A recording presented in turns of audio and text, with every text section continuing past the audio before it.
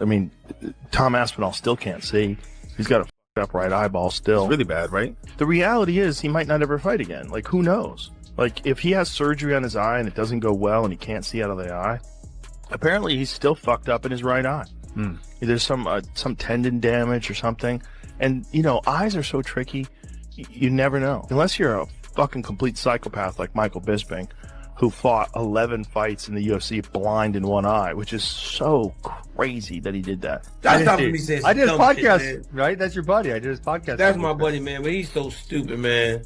What did he say? I did not see this. Bro, let me put this dude, Josh, man. Josh gonna go up on. See, here's the problem. You know what? So Josh always talks to me about moving to Texas. Oh man, it's so nice in Texas. Problem with moving to Texas is you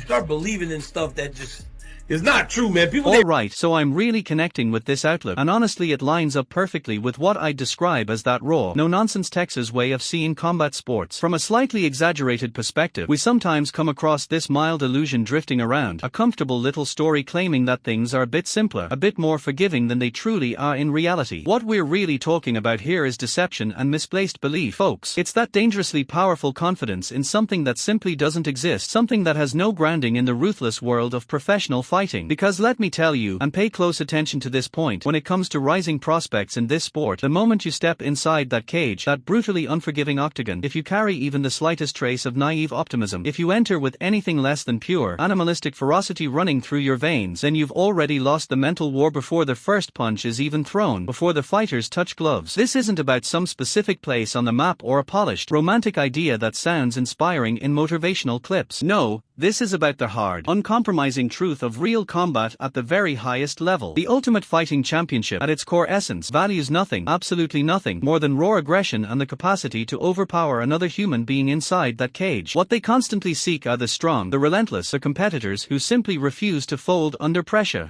And this is where things start to get truly interesting, where the real dividing line appears. Genuine discipline, that relentless dedication to the craft, that unseen daily grind carried out far from cameras and headlines, that's what ultimately separates authentic contenders from the pretenders. It divides hopeful newcomers from the hardened, battle-tested veterans who have survived absolute wars inside the cage. If your attention drifts into the spinning storm of media hype, or if you begin chasing hollow promises that exist outside those exhausting gym sessions and brutal sparring rounds, then your preparation, my friend, is fundamentally broken from the start. It's a structure built on sand. And when those bright lights hit, when you're standing there completely exposed before the entire world, if your mind is finally free from those illusions, if you've truly put in the work, that's the moment you find out whether you'll rise to victory or suffer the ultimate cost. And believe me when I say this, the price can be brutal, and it can stay with you for the rest of your life. The truth, in the end, cannot be denied. It's just not true.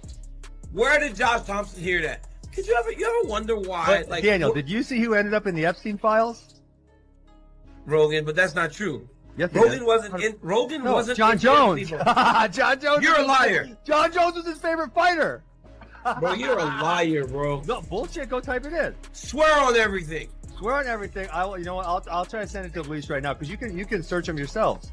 Yeah, that's John Joe's favorite fighter. Right, and here's the thing, because what makes this entire situation even more unbelievable, what truly adds another layer of sheer craziness to everything we're breaking down here, is the fact that the individual we're discussing, his name has actually appeared in those widely known and extremely controversial Epstein records that have been circulating and stirring major attention throughout the media. Just pause and think about that reality for a second. Let it really settle in, because that's not some small or meaningless detail. That's something with real weight behind it, something that carries serious implications. And this revelation only complicates things further, introducing even more layers, more uncertainty, and honestly far more questions than clear answers about the situation we're analyzing right now. This isn't the kind of remark you can simply dismiss or casually overlook. It stands as a critical detail, an essential piece of context that you absolutely have to consider if you want to properly understand the full scope of what's unfolding here.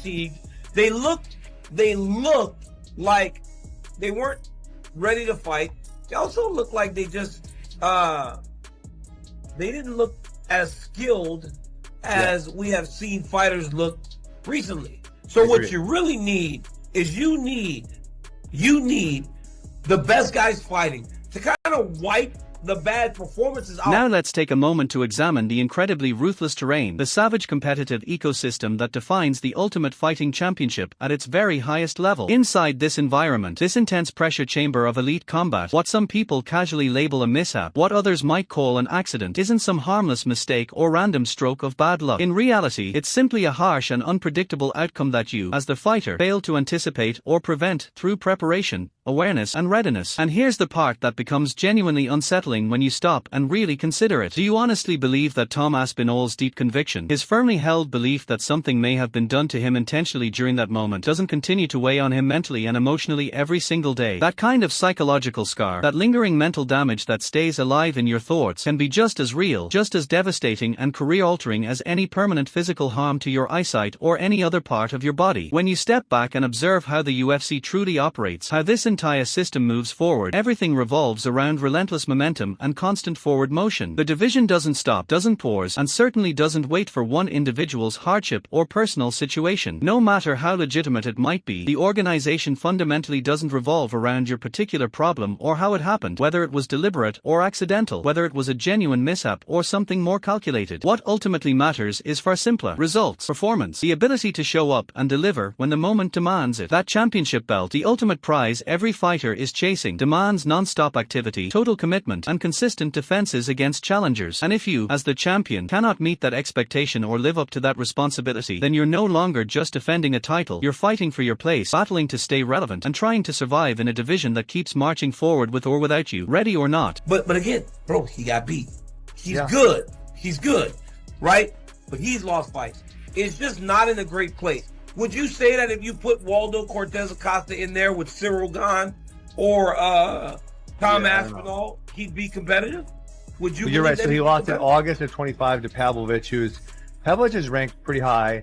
And Pavlovich got knocked out by Tom Aspinall. Let me ask you something for a moment, something I genuinely want you to think about carefully. Seriously, do you truly want to have a real, honest conversation about the current condition of the heavyweight division? Because this weight class, in my sincere opinion formed from years of watching this sport closely, isn't just dealing with a couple of minor surface-level problems. If you've been paying attention, you can feel it too. What we're witnessing unfold right now is more like a performance, a surface illusion, a misleading front that hides a far deeper decline in the competitive intensity that once defined this elite division. We're simply not seeing the emergence of evolving tactical minds, that relentless forward pressure, that creativity and hunger you would expect from genuine apex predators in combat sports, the very fighters who are supposed to represent the absolute best in the world. Instead, the division has drifted into stagnation, becoming almost painfully predictable in the way many of these fights play out. And the harsh consequences of this inactivity, this lack of real momentum, are hitting the Ultimate Fighting Championship's biggest stars exactly where it hurts the most. Their earnings and long-term careers. Progress slows down. Legacies start getting questioned. Future paydays become less certain with every passing month where meaningful action fails to materialize. This problem doesn't only affect the few athletes sitting near the very top of the rankings, the top 5 or even the top 10 competitors. No, this points to something far bigger, a structural issue in creating compelling, high-stakes storylines that capture the attention of casual viewers while also keeping hardcore fans deeply invested. Because if the largest, toughest, and most talented fighters on the planet can't consistently deliver the excitement and integrity needed to sustain the hierarchy of combat sports, then a very troubling question begins to surface, one that promoters and executives lose sleep over. But hold on, because there's even more to unpack about what all of this really means. First, let's clarify one critical point so there's no confusion. It's the Ultimate Fighting Championship we're discussing here, not some small regional promotion trying to gain attention. This organization represents the absolute summit of professional fighting worldwide, not a casual amateur bout happening at a neighborhood gym. So when you watch elite athletes fading badly during fights, looking completely drained and exhausted, almost appearing as though they've forgotten how to properly compete inside the cage with real technique, discipline, and determination, it represents for more than just a poor performance on a single night or rare mistake anyone could make. No, that signals something deeper, a fundamental breakdown in the sport's core standards, a glaring failure in preparation, strategy, and mental toughness on the largest stage imaginable, broadcast to millions across the globe. What you're witnessing in those moments is the immediate outcome, the direct reflection of what's actually happening behind closed doors inside training camps. Now let's address it plainly. Let's speak about it with complete honesty. Dana White, the executive leading this organization, absolutely hates seeing a situation like this unfold under his watch. He expects ruthless competitors climbing the rankings, fighters determined to advance, to dominate, and to control their division while establishing a clear order at the top. What he does not want are aimless athletes simply trying to endure, merely surviving until the final bell. Because, quite honestly, that makes the overall product and identity of the Ultimate Fighting Championship appear weak and diluted in the eyes of fans and potential sponsors. These are no longer meant to be simple bouts or meaningless exchanges where fighters trade blows without purpose. There has to be intention, proof of skill, a display of determination, and the mindset of a champion. And when a competitor steps into that cage and delivers an uninspiring effort, a flat and disappointing performance that leaves viewers frustrated, what exactly are they telling the world about their commitment to preserving the highest level of combat this sport demands? What does that reveal about their dedication to the very principles that built the organization in the first place? So this idea, this widely repeated claim that we're constantly witnessing the absolute peak of heavyweight talent, elite fighters competing regularly and remaining highly active, when you actually examine the schedule, isn't it more accurate to say that it's a carefully crafted narrative, a convenient story often repeated for casual viewers who don't follow the division closely or track how frequently these athletes truly compete? Want a clear example that supports this point? Look at what happened when Sergey Pavlovich faced Jerzinho Rozenstruik. Rozenstruik is unquestionably skilled, any serious follower of the sport will acknowledge that, but the undeniable reality is that Pavlovich dismantled him with frightening efficiency, exposing major weaknesses in his style with brutal effectiveness that was difficult to watch unfold. Then there was Tom Aspinall and his dominant title victory, a performance that highlighted the full depth of his abilities. What we're talking about here isn't some small technical gap between fighters, it's a massive divide, a gulf so wide that if your performance falls even slightly short of elite standards on a consistent basis, the division will expose you quickly and mercilessly. And that truth goes far beyond simply showing up on fight night to collect a paycheck. It demands enduring a level of pressure that's almost unmatched anywhere else in sports, dealing with every strategic problem an opponent throws at you while maintaining a relentless pursuit of championship-level excellence every single day. For these top-tier competitors, each training session becomes a brutal physical and mental grind, a struggle all on its own. They understand completely that a single mistake, even a small lapse in focus or preparation, can instantly unravel everything they've built and wipe out years of relentless effort. This goes far beyond simple talent or basic technical ability. It's about achieving such overwhelming command of your division that only the highest expectations of you and your team are acceptable. That standard, that uncompromising demand for greatness, is what truly separates the elite from everyone else. And yes, that's the harsh reality. Which brings us to the completely wild conversations currently happening around Gable Steveson, the remarkably gifted Olympic-caliber wrestler with an extraordinary resume. Some people have genuinely proposed throwing him straight into the Ultimate Fighting Championship, as if he wouldn't immediately be facing the very best heavyweight fighters on the planet, men who have been battling and refining their craft for years. There are even public arguments suggesting he should receive easy matchups at first, implying he could be placed against softer opposition, as though the UFC cage were simply a stepping stone or a warm-up stage for professional fighting. But let's be honest for a second. Do you truly believe that any competitor sitting within the top 15 of the heavyweight rankings will experience the crushing, championship-level pressure that defines this division after only a few introductory fights against carefully chosen opponents? That kind of naive thinking leaves contenders dangerously exposed, completely unprepared for the brutal demands of competing at the highest level. And even if someone is given time to grow gradually, the issue isn't just about time itself. The real question is whether they possess the natural fight IQ, the instinctive awareness, and the mental resilience required to survive the constant war that elite competition brings, or whether they'll end up becoming another cautionary tale for future prospects watching from behind. So when you strip away all their hype and simplify the conversation, what does it truly come down to for us, the fans? For those loyal supporters who spend their hard-earned money on pay-per-views month after month hoping to witness authentic skill and real competition, the cage isn't just some flashy entertainment venue where reality gets blurred. It doesn't simply reveal who wins on a particular night. It exposes, with brutal honesty, who is genuinely prepared for the elite level, who carries the fighting intelligence required to endure extreme punishment and pressure, and who truly possesses the willpower to climb the unforgiving ladder toward greatness in this sport. And that entire narrative, this idea that people should just wait patiently while prospects slowly develop, is often nothing more than a fantasy push to fuel hype within the sport. At this stage, it's no longer about being good or showing promise. It's about performing at a truly elite level on a consistent basis, a level that crushes the ordinary standard of good and makes it look average, a level capable of surviving the immense pressure that comes with fighting for championships, pressure powerful enough to break even the toughest athletes. And reaching that level requires a depth of commitment that most people can barely imagine, let alone sustain.